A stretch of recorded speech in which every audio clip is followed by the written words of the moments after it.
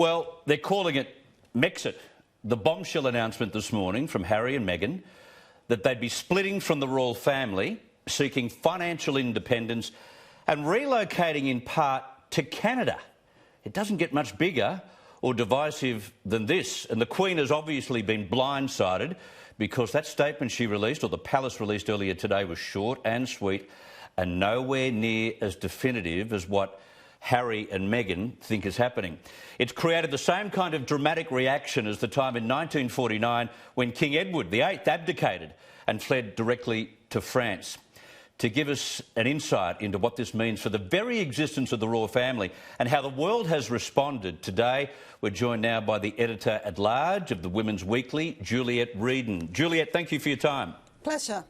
Well, when you spotted this earlier today, I reckon, knowing your position in the magazine, you would have gone into overdrive. Yes, I've been on the hop all day today. It's been a very busy day for me. Royalists don't like abdicators because in many ways it's a snub of the system, it's a snub of the monarchy, and it can be taken personally as a snub towards the Queen. Would you agree?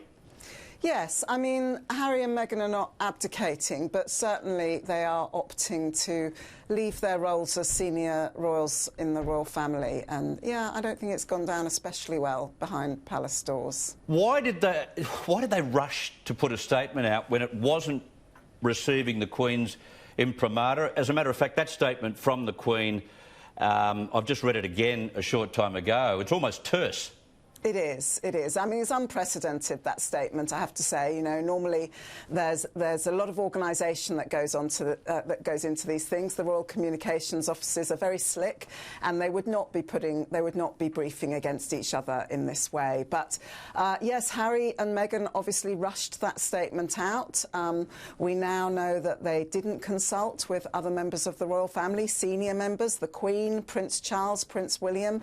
These are all people we would have expected to know that this statement was going out and possibly to have some input in what was in that statement. So there wasn't even a family meeting where they sat around and said, this is what we want to do, I know you won't like it, but we're going ahead and doing it anyway?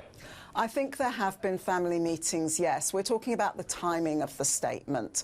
I think the topic of the statement has been under discussion for some time now. Harry and Meghan have made no bones about how they feel about their current situation in their royal roles and that they needed to make a change.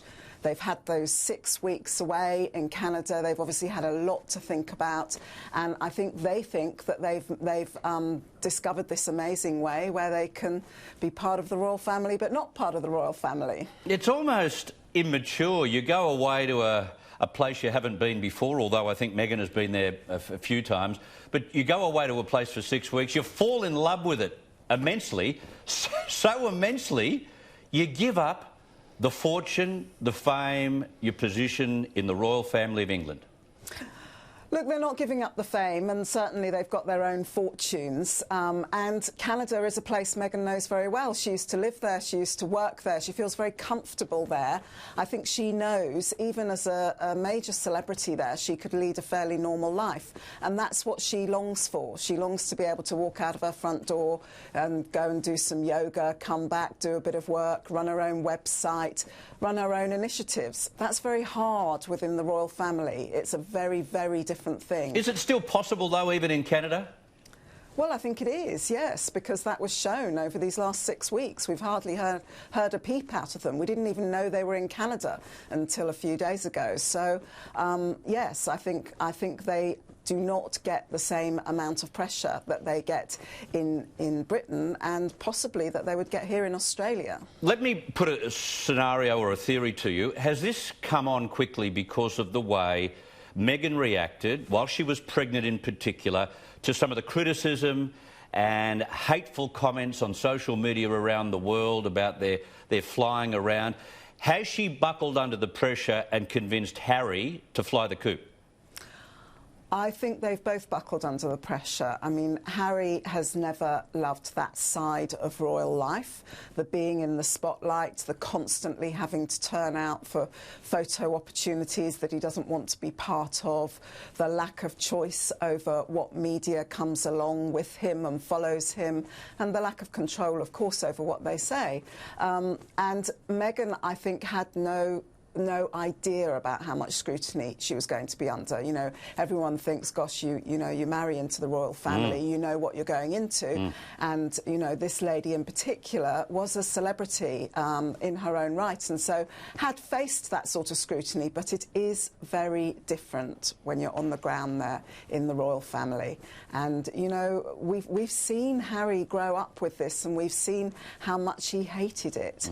And he doesn't want that for his own family. I think we can all understand that side of this decision. There's almost a link to the way his mother passed away at the hands of being hounded so aggressively. Maybe there's something to that as well. What are your thoughts on the royal family from here? It's been a terrible 6 months. You've had the mini-series that has made the Queen look fairly shabby, and then you've had Andrew embarrass the entire royal family, and now this. They don't want to be part of the royal family on a permanent basis. What's left? Well, look, the hardcore of the monarchy is still very much there, and we saw that in that picture that was put out only a week or so ago, which was a picture for the new year, which we don't normally get. So I think possibly there was an inkling that something was happening then. But there was a picture of the Queen, Prince Charles, Prince William and Prince George. So the three heirs with the Queen, and that is our monarchy now. This is where the monarchy is. It's a slimmed down monarchy. They're all working very hard, and you know, Harry wasn't in that picture, so I think that speaks volumes. Let me guess, extra special editions of the Women's Weekly coming our way? I'm certainly working on it. OK. Thank you very much for your time, Juliet. Pleasure. Juliet Rieden, Australian Women's Weekly.